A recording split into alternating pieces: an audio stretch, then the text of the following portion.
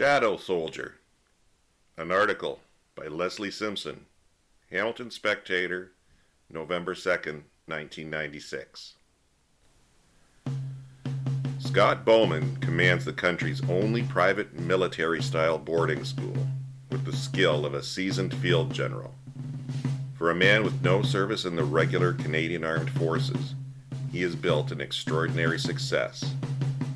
A nationally renowned school with a military theme, and made himself its driving force. He transformed 65 hectares, 160 acres, of Niagara farmland near Dunnville into an academy where the days of 130 boys are punctuated by the rhythm of parades, inspections, flag raising, and salutes. He has carefully crafted a military persona. The founder and headmaster of Robert Land Academy wears a military-style uniform.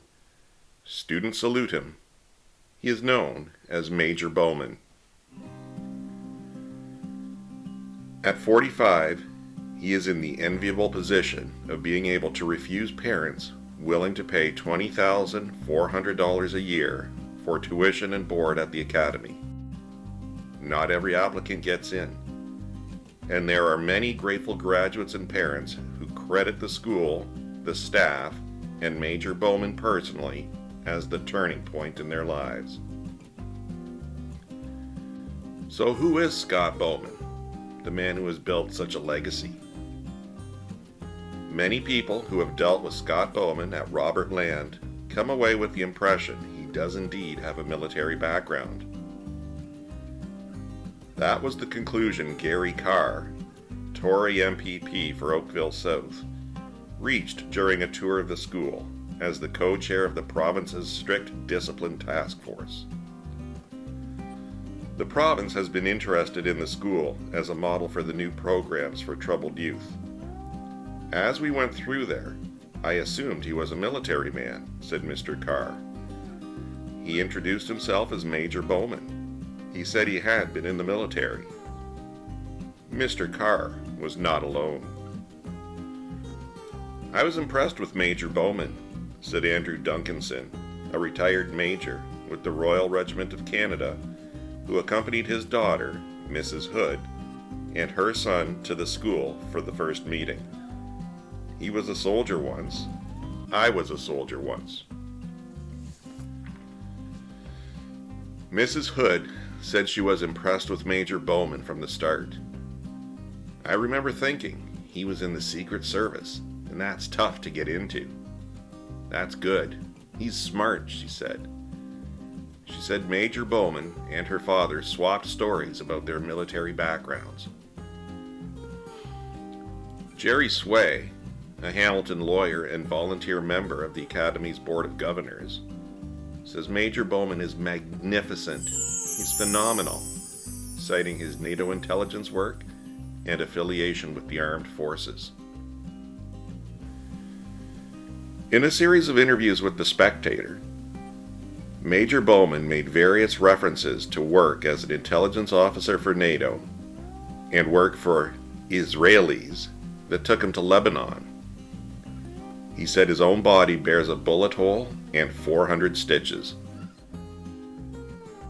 In one interview about the Academy's past financial struggles, Major Bowman said he spent a lot of time away in his military career, while significant debt piled up in the late 80s.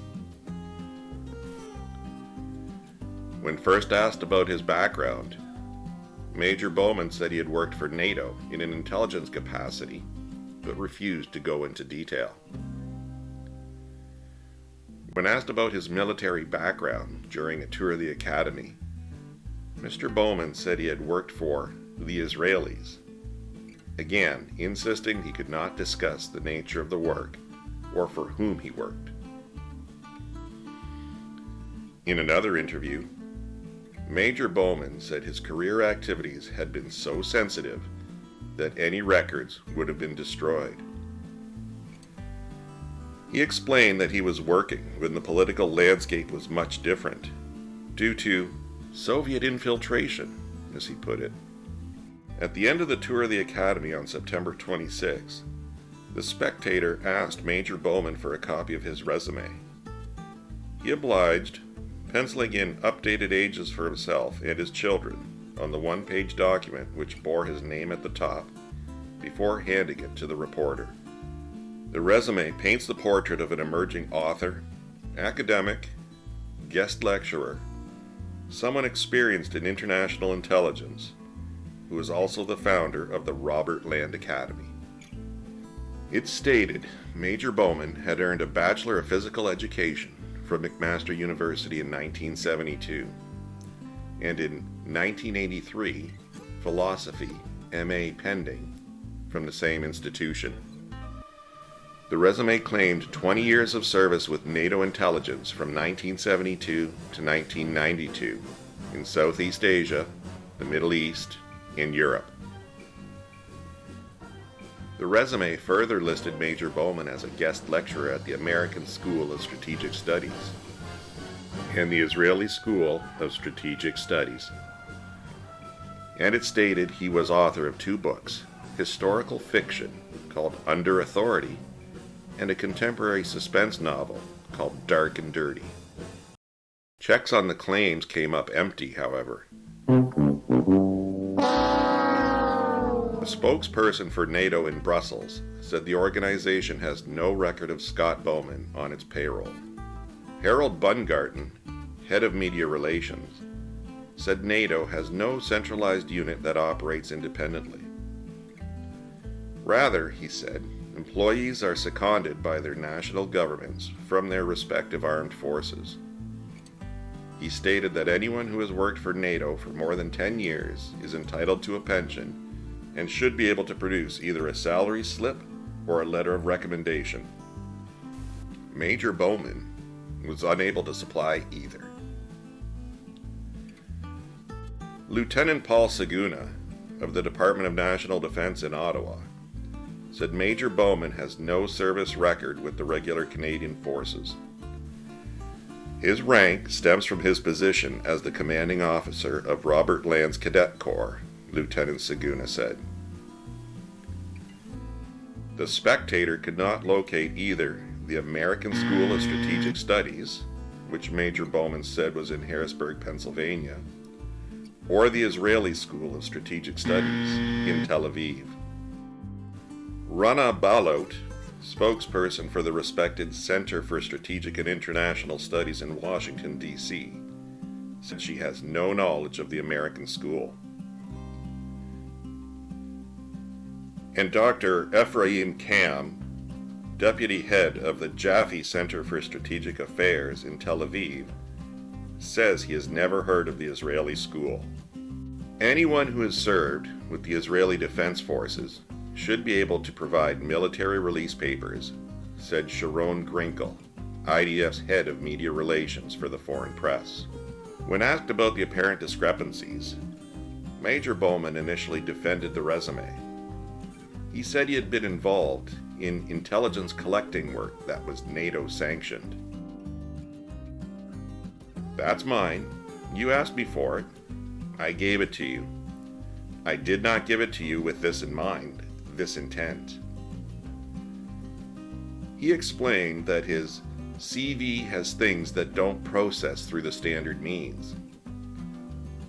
He also said he would dig through old papers and fax the Spectator some documentation. What Major Bowman provided was a revised resume.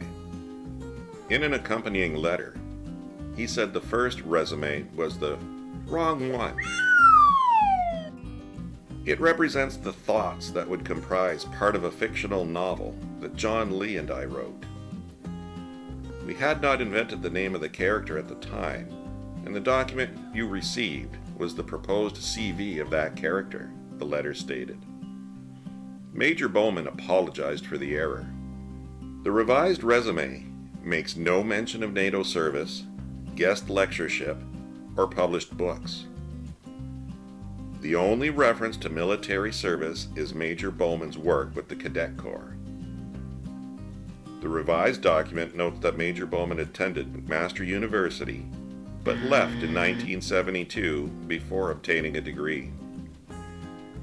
He later returned to school as a part-time student and received a Bachelor of Arts in Philosophy in 1983. In 1980, 2 years after starting the Robert Land Academy, Major Bowman became a knight with the Order of St. John of Jerusalem Knights Hospitaller, an international order devoted to charitable work. Although he still uses the credentials KH on school correspondence, Major Bowman has not been a knight with the order since 1990, said Ralph West, the order's top officer in Canada. Major Bowman was dropped from the rolls because he hadn't paid his dues, said Victor Taransky, past commander of the order's Hamilton unit. The group also decided Major Bowman would not be readmitted. Specifically, the order was concerned by reports that Major Bowman was in the habit of wearing the order's regalia, a red ribbon and white cross, after he had ceased being a knight. By wearing his decoration, he was purporting himself to be something other than what he is, said Mr. Taransky. And that is the violation of his knightly vows.